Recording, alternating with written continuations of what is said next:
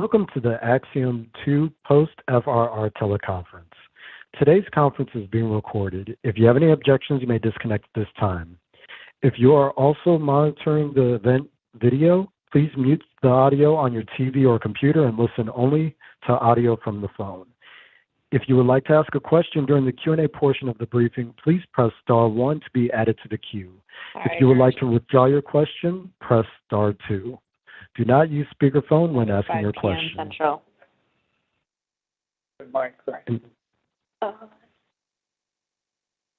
And at this time, you may begin.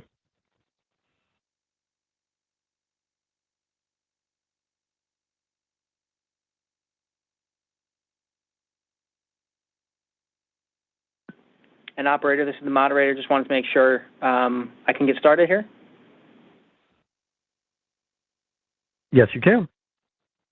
All right, thank you so much. Good afternoon. I'm NASA's Gary Jordan. Thank you for joining us remotely for today's teleconference. NASA Axiom Space and SpaceX have completed the flight readiness review for Axiom Mission 2, the second private astronaut mission to the International Space Station. Today we have representatives from NASA, Axiom Space, and SpaceX to discuss the outcomes of this important milestone. Joining our panel today is Ken Bowersox, NASA Associate Administrator for Space Operations, Joel Montalbano, NASA International Space Station Program Manager, Angela Hart, NASA Commercial Low Earth Orbit Development Program Manager, Derek Hossman, Axiom Space Chief of Mission Integration and Operations, and Bill Gerstenmaier, SpaceX Vice President of Build and Flight Reliability. We'll first start with some opening remarks from each of our briefers before taking questions. Questions will come in on our phone bridge. Please press star 1 to add your name to our queue and ask a question. Let's begin with initial remarks from Ken Bowersox. Ken. Hey, good afternoon, everybody.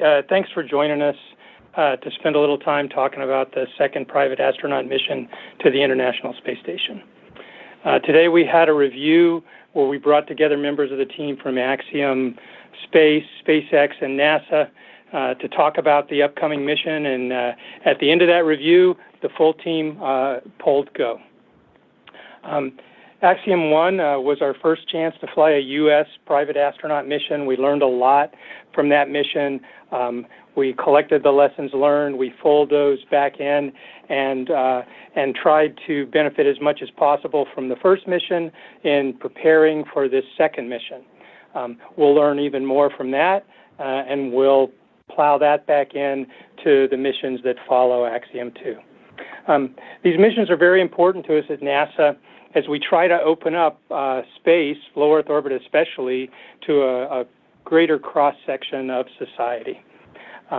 There's a lot to be done there, and we think that the economy in low Earth orbit will continue to expand, and someday NASA will just be a participant in that economy, buying services from private industry in low Earth orbit as NASA goes out and explores on the cutting edge.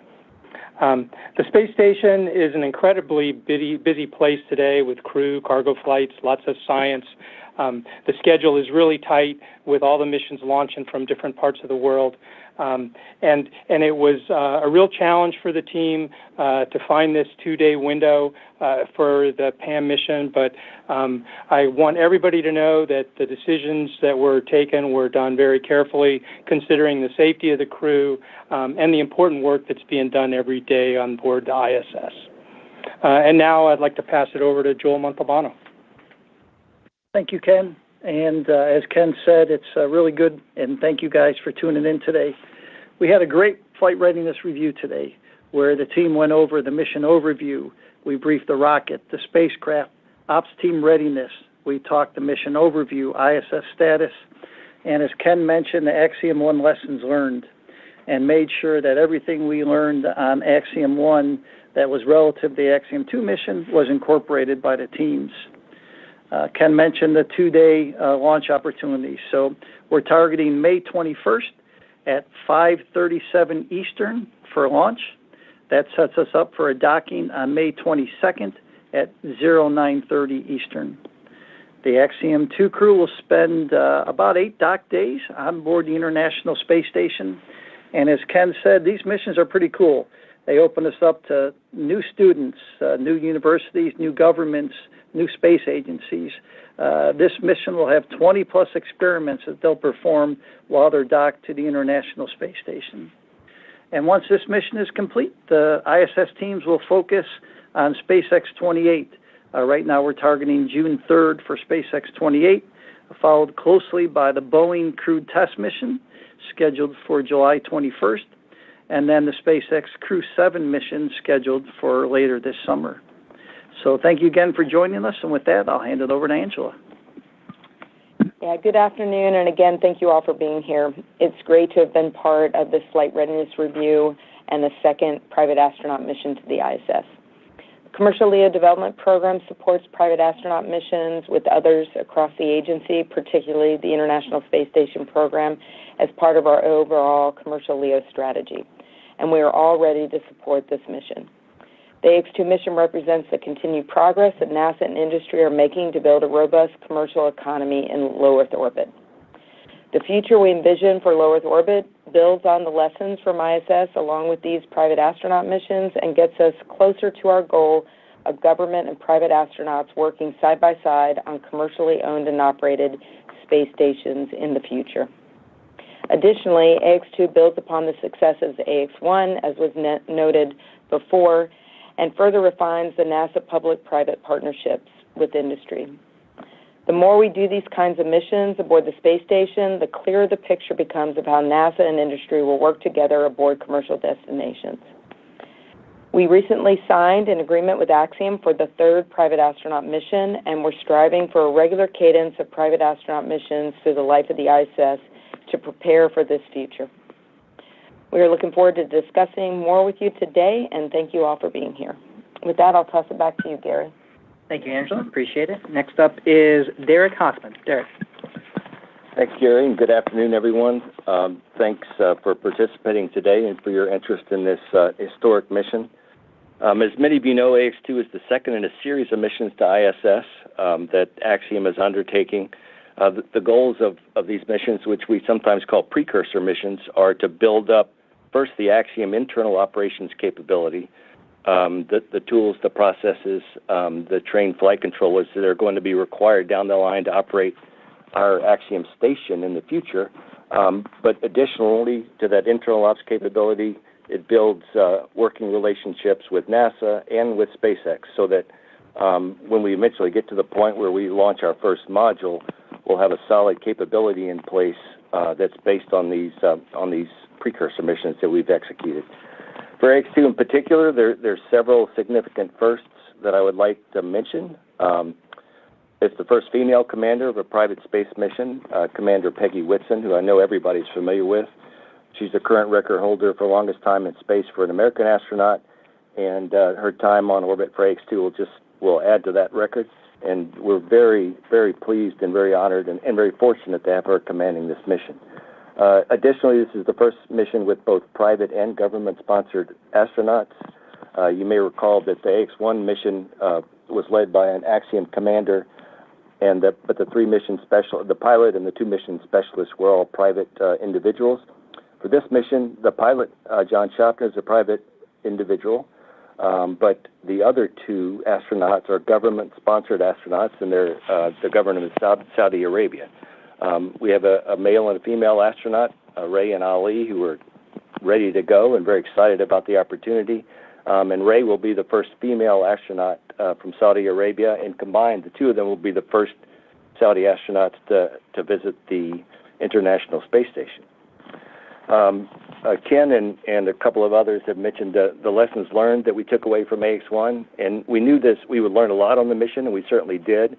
One of the areas that we learned a lot about was how best to get the crew, the private astronaut crews, prepared to execute this very short but very intense time on orbit. Their training times are compressed, so it's very important that we make the most of the limited time that we have with them. So what we did is we got feedback from Mike L.A. and the rest of the AX-1 crew on what went well and what took time on orbit to learn, and we tried to focus on those things that took the most time on orbit that they had to master before they got proficient. So for this mission, we focused a lot more for example, on the docking day and the packing and the cargo configuration that has to happen on that day, because it's essential for that to go well, because it basically sets the tone for the rest of the mission. We also looked a lot at the software tools that the astronauts use on orbit to manage their day-to-day tasks, and we spent a lot more time familiarizing the Axiom crew with those software tools. So just the basics that you need to do your day-to-day tasks so that you don't have to learn those on orbit. So I'm happy to say that Axiom, both the crew and the flight control team are very ready for the X2 mission, and we're looking forward to a successful launch on Sunday. And Gary, I'll hand it back to you. Appreciate it, Derek. Thank you. All right, next we'll go over to Bill Gerstenmaier over at SpaceX. Bill, can you hear us? Yep, I can hear you. Can you hear me? Loud and clear, Bill. All right. Again, it's an honor to represent the SpaceX Dragon and Falcon teams. We've got the hardware ready to go fly. The Dragon vehicle is over in a hangar, waiting to be attached to the rocket. The rocket is ready to go fly. The pad is ready. We have dry dress and static fire ahead of us on Friday, and that all is on the plan and looks good as we're heading in that direction. We've got the crew fully trained. They're ready to go fly the Dragon capsule to the station, and then also ready for their return back to Earth. So again, we're all ready. We're ready to go do the activities. The teams are prepared. We've got a couple more things to go through and get things ready, but overall things are looking good, and it was a good review today to make sure the entire team is ready to go and ready to go fly.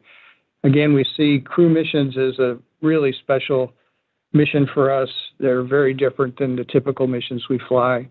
We learn a lot from each flight we fly on Falcon. We take those lessons to heart. We apply those back in, and it ends up with a more reliable vehicle to go take crews, our most precious cargo, to space.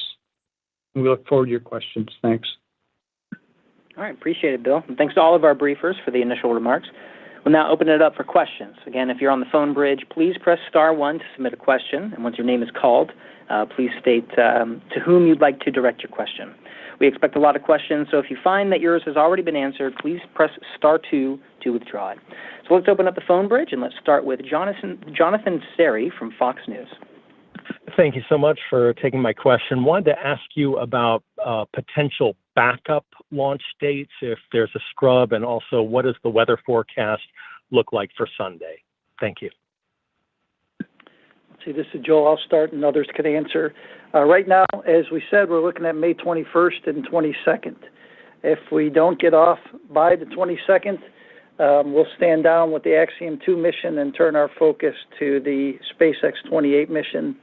And then at that time, Axiom, NASA, and SpaceX will get together and look for the next best opportunity as we look at the mission that we have this summer, which is not only missions going to ISS, but other missions that use the pad facilities at Kennedy Space Center. This is Bill Gerstenmaier. In terms of the weather, it's still a little bit early to predict the weather. You know, we're about 6 days out. I think we'll know a little bit better here in the next couple of days. There's some frontal activity moving through the Florida area. Again, the weather's pretty dynamic at this time of year in the spring, but we'll know in the next couple of days and get a better forecast and see where the models start converging and can make a more educated discussion about what the weather is. But right now, our job is to get the vehicles ready, to get the crew through their final training, make sure we're really ready to go fly, and then we'll deal with the weather when the weather comes to us. All right, thank you both. Let's move on to Jeff Faust with Space News. Good afternoon. Question probably for Derek. I think I heard mentioned that this is going to be spending 8 days at the ISS. I think you previously talked about a 10-day mission. Have you adjusted the timelines and content of the mission if you are, in fact, going to be spending a couple less days at the station than previously planned? Yeah, thanks for the question, Jeff. We did start out looking at 10 dock days on ISS, and in order to make the mission fit and fit in the flow of activities that ISS has lined up, we made the joint decision to reduce the dock time to 8 days. And, you know, we always prioritize all of our activities.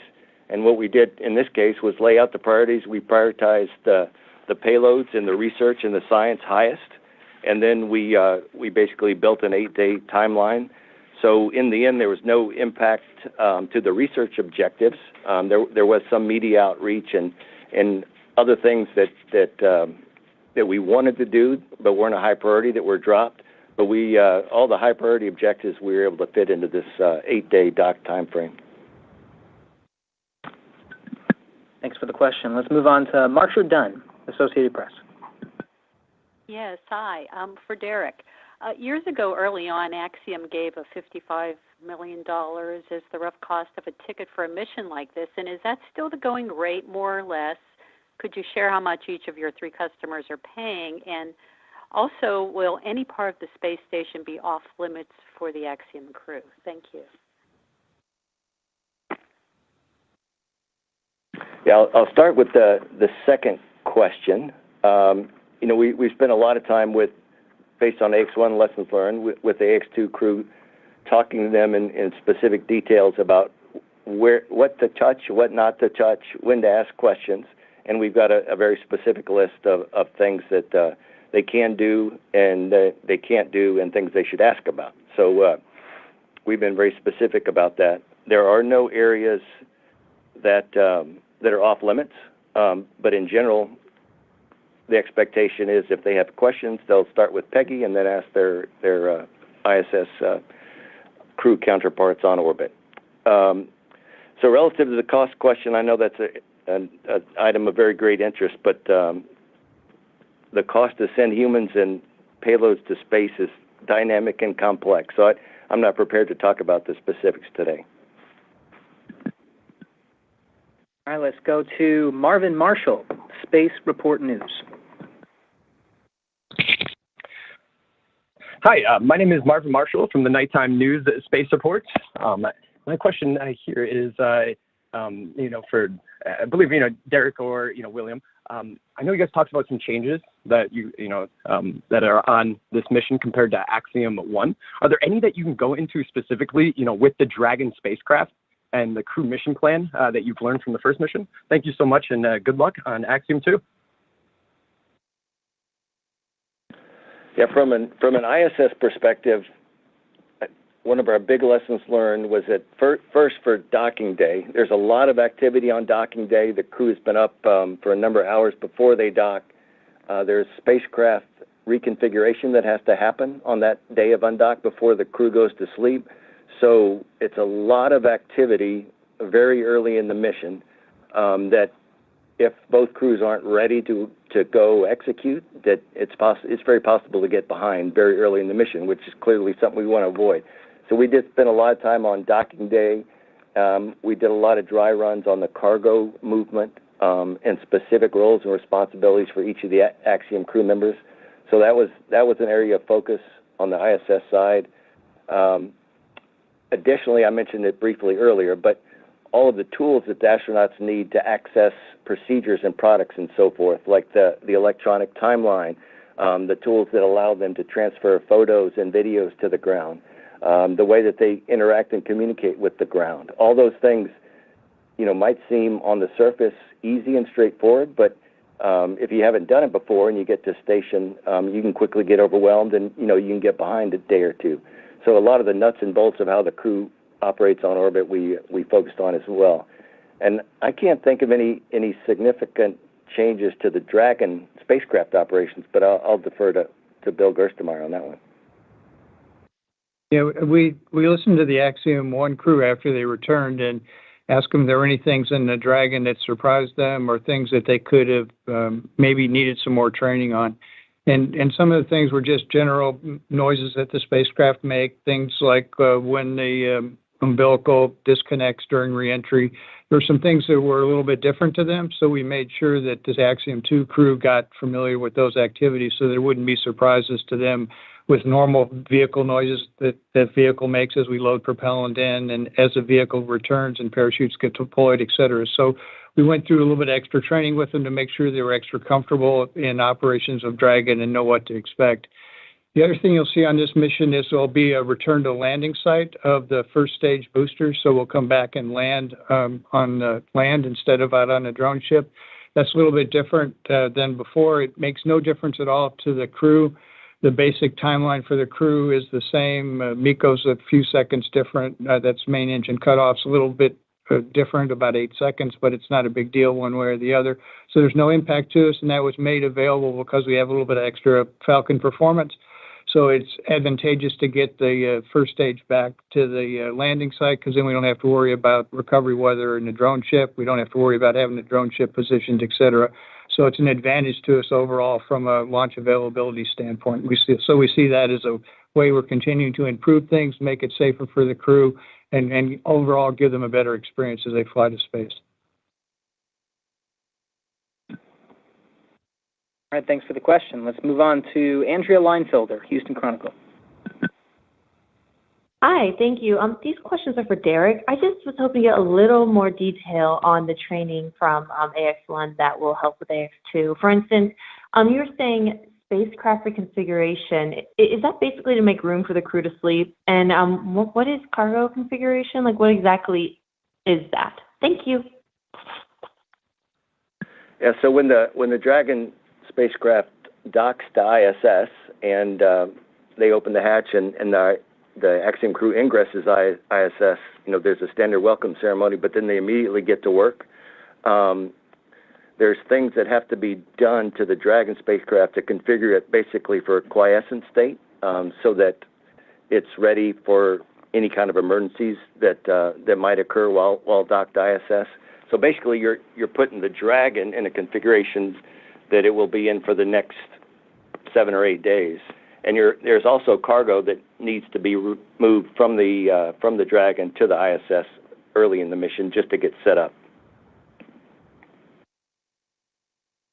All right, let's move to Richard Tribeau, Orlando Sentinel. Hi, thanks for taking my question. This, I think, would be for Angela or Derek. This is the next mission that's been, I think I read it go as early as November, and possibility, and if not, what's the target for that? And then down the line, when will a potential fourth mission to the ISS, whether it be Axiom or some other competitor, be open and awarded? And that's my question. Thanks.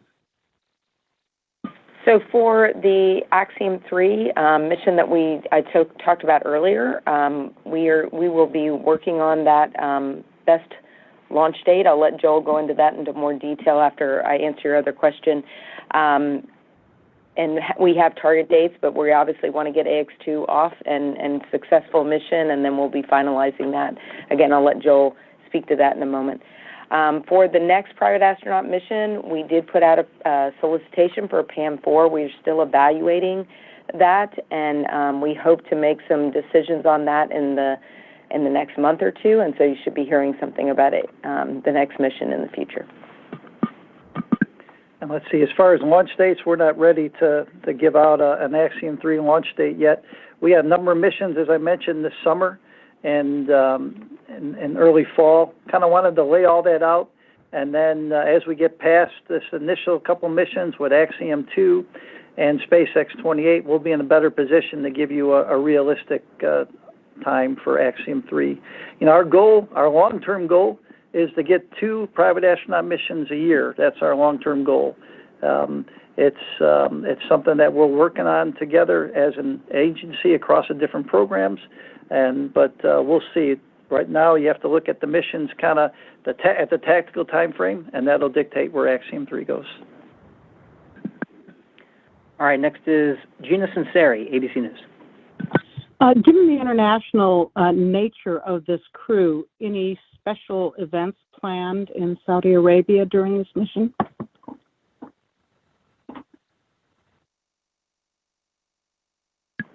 Yeah, as you would expect, this is a huge event in Saudi Arabia, and I know during the time they're docked to ISS, there's a whole series of media events scheduled. I know one of the focuses of many of these events is interacting with school-age children in Saudi Arabia, and that was one of the reasons, just the timing of the school year that we were very interested in getting this flight done in May. It was one of the significant advantages to getting it done in May. But And then I know they have a whole series of post-flight events planned as well. So, yeah, there's just tremendous visibility and excitement in Saudi Arabia relative to their astronauts in the X2 mission. All right, let's go to Mark Carreau, Aviation Week. Thank you very much. I think I'm kind of following up on the question that Jeff Faust asked earlier. Is the total mission duration changed as well as the 10 days to 8 days on the station? Yes. So the mission is shorter 2 dock days. So, if you had 8 days, you have a day for launch and a day for landing. That'll give you 10, and we were at, say, 12. Thank you. Okay, next is David Denault, About Space Today. Good afternoon. Thank you for taking the call. My question, Derek, Axiom Space is beginning to be a little better known, but I'm kind of interested, like a lot of folks, what's your projection on launching your first module?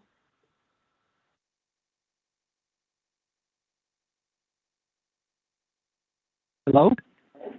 Yes. So our projection for our first module, which is we refer to the HAB1 module today, is late 2025. Basically, fourth quarter 2025. Mm-hmm. It's a follow-up. Right. We get a follow-up. Will you be sending crew to that eventually? Yes. Our plan today is to have an Axiom crew on board either just prior to the arrival of HAB1 or just after the arrival of HAB1, and that Axiom crew would do typical outfitting activities, the activation and outfitting of the Axiom module. Thanks for the question. Next is Will Robinson-Smith from Spectrum News 13. Hey, good afternoon. Thanks for taking the time to answer the question. I suppose this is for Joel and Bill Gerstmeyer. So hoping you can give us an update on where things stand on the construction and future operations of the cargo and crew launch tower at Pad 40. I know in a previous teleconference, the time frame was looking like potential for launch from there, looking for a cargo mission maybe by the end of calendar year 23. Wanted to see if that was still within the cards or if that's a little bit farther off in the future. Thanks. This is Bill Gerstenmaier. We started construction of the tower out at Pad 40, and we're still on track for having the ability to support launches towards the end of this year, the end of 2023.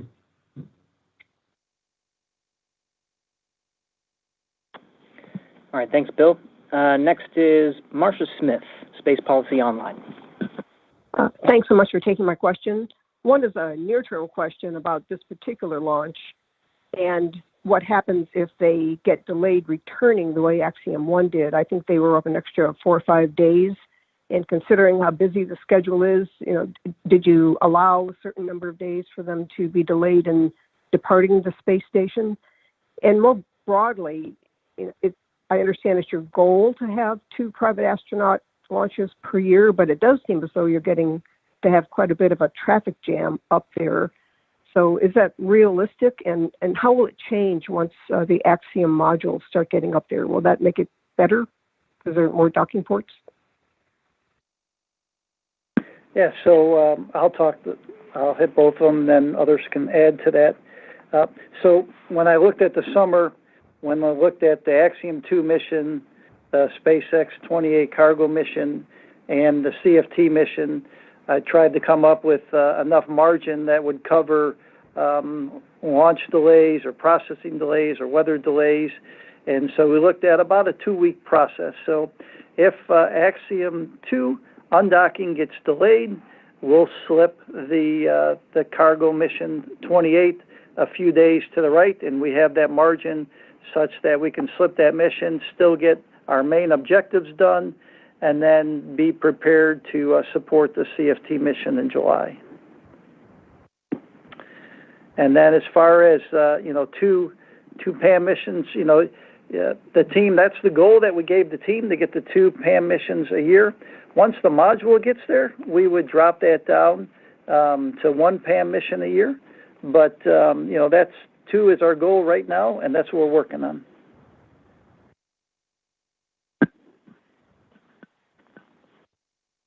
All right, let's go to Stephen Clark, Spaceflight Now. Hi, thanks for taking my question. I think mine's a follow-up for Gerst. You mentioned the first stage for this mission will be returning to the launch site for landing instead of a drone ship landing. And you mentioned there's some extra performance involved in this mission. Can you talk a little bit more in detail about what that extra performance is, where it's coming from, and is this going to be standard for every crew launch going forward? It'll be standard for every crew launch going forward is our plan. And the performance really comes from using the same systems we've been using before, and we've been able on Starlink missions to show that we have extra capability available for us to go ahead and utilize for this mission. We've always had this kind of capability before. We just weren't sure that we would always get the performance, but the number of Falcon flights we've flown have allowed us to say that performance is available and can be used where it's needed to be used moving forward. So with that, I think we're ready to go do this. We see the enhancement side of this. We see the better pieces moving forward. And if I could follow up. Thank you, Bill. Let's go back to Andrea Leinfelder, Houston Chronicle. Hi, I have another question for Derek. Government astronauts are a big part of your business plan. So how important is it for this mission to go well for, the future of these missions to ISS and to Axiom Station as you, kind of show off this mission to other governments? Thank you. Yeah, thanks for the question. Government astronauts are indeed a key piece of our business plan. Early in the program, it wasn't clear to us what the balance would be between private individuals and government astronauts, since nothing like this had ever been done before.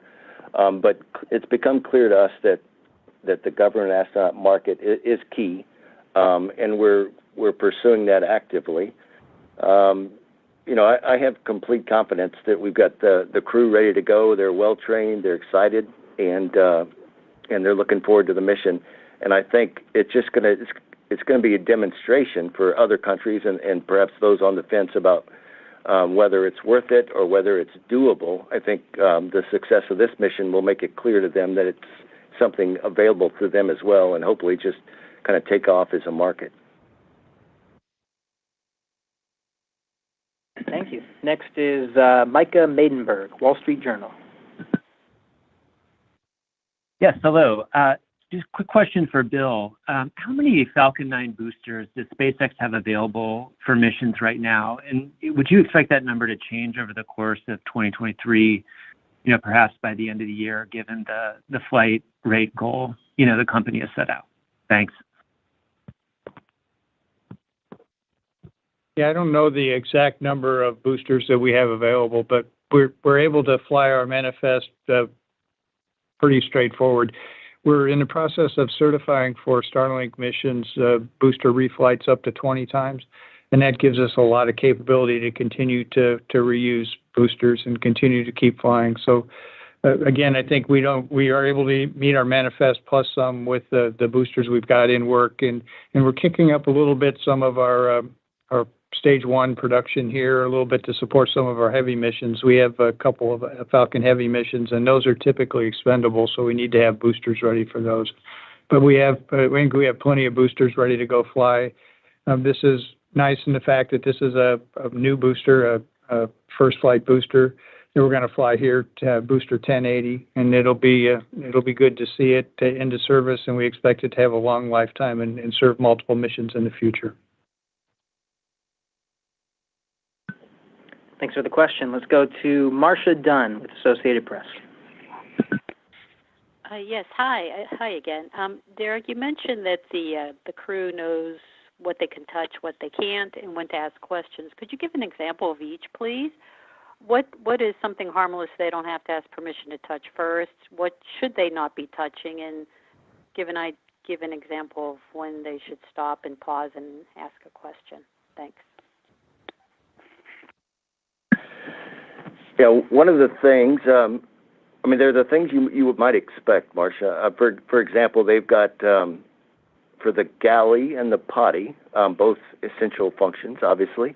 They've got a tremendous amount of training that they've done on the ground, but on orbit, once they reach ISS, the first time they use each of these things, first time they prepare their meals in the galley, but before they use the toilet for the first time, they're going to get a brief from the ISS crew. So maybe that's something in the middle. They're very well trained on it. They understand that they can use it as necessary, but first time use, they're going to get educated by the ISS crew. As an example, on the Russian segment, they're free to move back and forth just based on invitations from the Russian crew. And then once on the Russian segment, they get guidance from the Russian crew as to what they can touch and not touch. One area specifically that is restricted is the airlock because of the Class 1 hardware and the delicate nature of the EVA hardware. So that's an example of an area where they don't have a need to go and they've been told to avoid in general. All right, and just a reminder to press *1 to enter into our queue. With that, we'll go to the last question currently in our queue. Ken Kramer, Space Up Close. Hey, thank you for doing this. Thanks for taking my question. I think for Joel, I'd like to ask a question. The Soyuz that returned, that was crippled. The last briefing, you didn't have all the information on the temperature that was achieved inside on the return. I wonder if you could fill us in on that in some detail, please. And is the Starliner mission on track for July 21? Thanks. All right, thanks, Ken. Hey, yeah, we'll take just one question on that subject and then turn the focus back to the Axiom mission. But there was some reports that the temperatures were high at the landing, but I can tell you that was incorrect. When they did the temperature of the capsule, that it was in the high 70 degrees Fahrenheit. Now, that was without crew, and so the team is still putting together a timeline of what it would look like with crew. But there was some reports that it was very high, over 100 degrees, and that was incorrect information. Incorrect. Incorrect. And then as far as the Boeing mission on schedule for July 21st, we have a number of milestones in front of us in the June timeframe, but right now, July 21st. Thank you. All right, very good. And again, *1 to enter into the queue. We did have one more come in. David Curley, Discovery Channel. Thanks very much. Gerst, can you talk to us big picture about what you see as the future of PAMs versus NASA missions, low Earth orbit versus deep space exploration? Just give us a sense of a guy who's worked both sides of this, of what you think. This is a pretty exciting time in space. I think this Axiom 2 mission shows that there's a lot of commercial interest in spaceflight activities, and I think we feel really lucky on the SpaceX side to be able to support this activity moving forward. I think as there's more and more interest in space, and we show that space is now accessible to more of the general population than has been in the past, I think that really bodes well for human spaceflight moving forward. I think this is a unique opportunity and a unique time frame where ordinary folks can get a chance to go to space and do some pretty amazing things. And I think as more and more people go to space and they can bring back and share their vision of what they've seen, share their experience, I think you'll see this commercial spaceflight activity and human spaceflight activity grow. And this is neat to see this beginnings start, to see how this moves forward. I think it's neat to see it in the Axiom flights. We have the Polaris flights that are coming up. We'll do a spacewalk on that, which is, again, pushing the envelope a little bit. We did the cupola mission with the Polaris team. So I think this is a very interesting time in human spaceflight where it's not just a government-only kind of activity. It can be actually accommodated by other governments. We can facilitate things, and we're really starting to see the beginnings of the commercial space industry start to open up for humans in space. All right, thank you, Bill. And we'll go to one final question back to Will Robinson-Smith with Spectrum News 13. Thank you for taking a second question. Sort of in line with David's last one, but directed toward Derek. As these PAM missions continue to roll on, in what way are you and the Axiom team really kind of hoping to really push the envelope on the possibilities and potentials for them? And Joel, if you wouldn't mind answering that as well too. Thank you.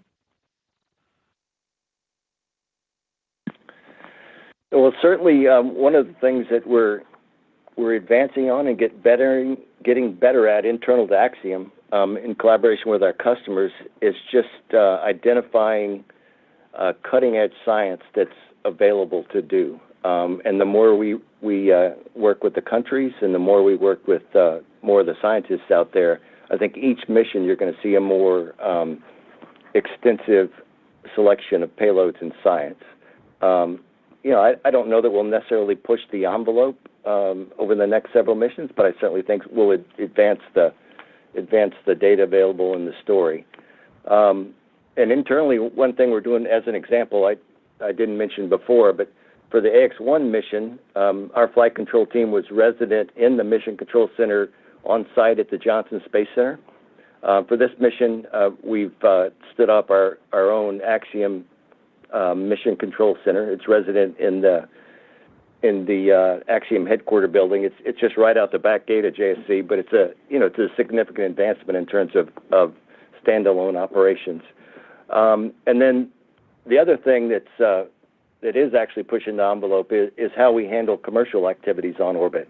And that's something that we're working closely with NASA on to understand what's possible and what's feasible now, and then how we might open up the possibilities in the future. And let's see, I'll add a little bit and emphasize, and then Angela should say a couple words too. The new customers, and so the fact that we have the Saudi Arabian government astronauts, that's pretty cool, right? Our job is to expand what we do in low Earth orbit across the globe, and anything we can do to accelerate that expansion, I think, is worthwhile, and it's a big goal for us. Additional science activities, having these crew members on board doing science and adding to the complement that's already done in low Earth orbit is huge, right? And so anytime you can increase that, increase the outreach that's happening on board and use this great asset we have, those are all excellent examples and things that we can do with these private astronaut missions. And let me hand it over to Angela and let her, as the manager of the organization, say a couple words. Yeah, thanks, Joe. As everybody's already mentioned, this is a super exciting time, and every time we do one of these missions, we learn something else.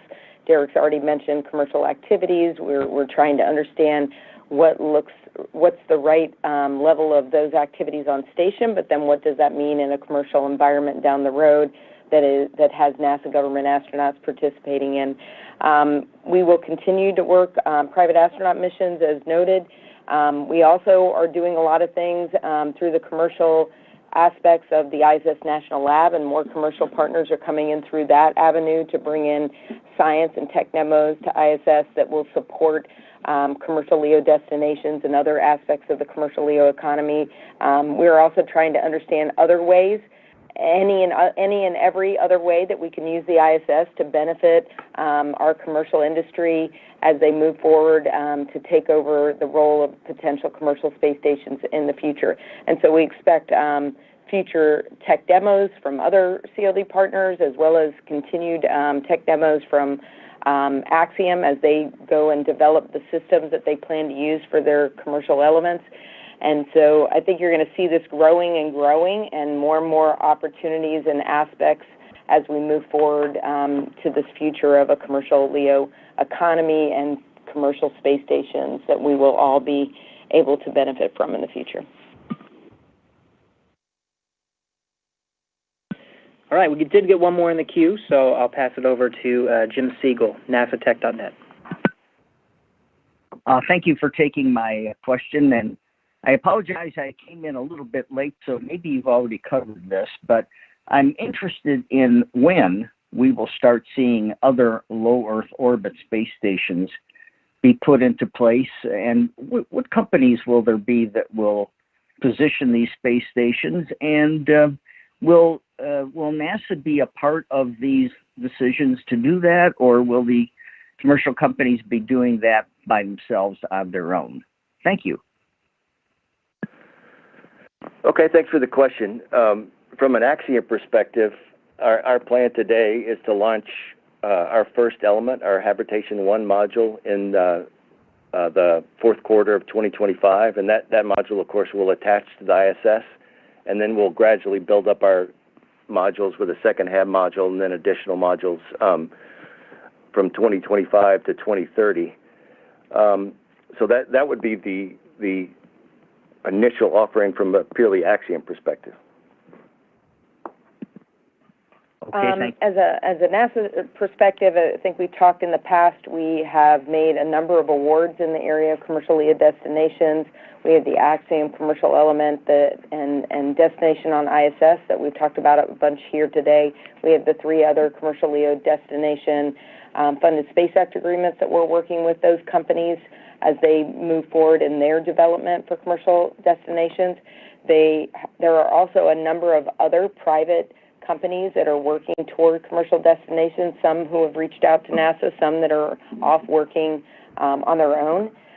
We are currently in blackout on a commercial space capability solicitation that is out for review right now that did open up opportunities in that area as well, and so we may see some additional awards in that area when that closes out. So I think there are a number of aspects where NASA is engaged, some where we're just on the very periphery, some that we are very, very closely engaged with those companies, and I expect those that are in the periphery will continue to move forward and reach out to NASA as we move the bar on getting closer to commercial destinations. As you've seen in the press before, it is NASA's goal to make an award for services for commercial LEO destinations in the 2026 timeframe, with the ability to have NASA crew on board and no gap prior to ISS end of life. So that's our long-term schedule, but lots of folks are working things even sooner than that, which is great. We'd love to see things up there earlier, that we can see time on orbit and lots of lessons that they'll learn as well as we will, just like we are here on these PAMs. So it's going to be a very exciting next couple of years as we move in that direction. Thank you. All right, with that, thanks to all who submitted the questions, and thanks to today's briefers for taking the time to discuss this upcoming mission. NASA and Axiom Space issued advisories that lay out additional media opportunities this week, as well as our joint coverage plans with SpaceX. You can reference those at nasa.gov and axiomspace.com, but for now, I'll actually turn it over to Derek to talk about some of these near-term opportunities. Okay, thanks, Gary. I just wanted to say thanks again. I very much appreciate the interest and the participation today and the opportunity to talk about what will be a very exciting mission. And I'll tell you that there will be an AX2 virtual press conference tomorrow, Tuesday, May 16th at 11 a.m. Eastern. And this will be, again, a virtual conference. It'll be conducted from the quarantine facilities in Florida. And this will be the first opportunity to interact and ask questions of the entire AX2 crew, So Peggy, John, Ali, and Rihanna will all be participating on this event, and it'll be live streamed on axiomspace.com. Appreciate that, Derek. Thanks again to all who joined us today. That'll wrap up today's briefing. Thank you for participating in today's conference. All lines may disconnect at this time.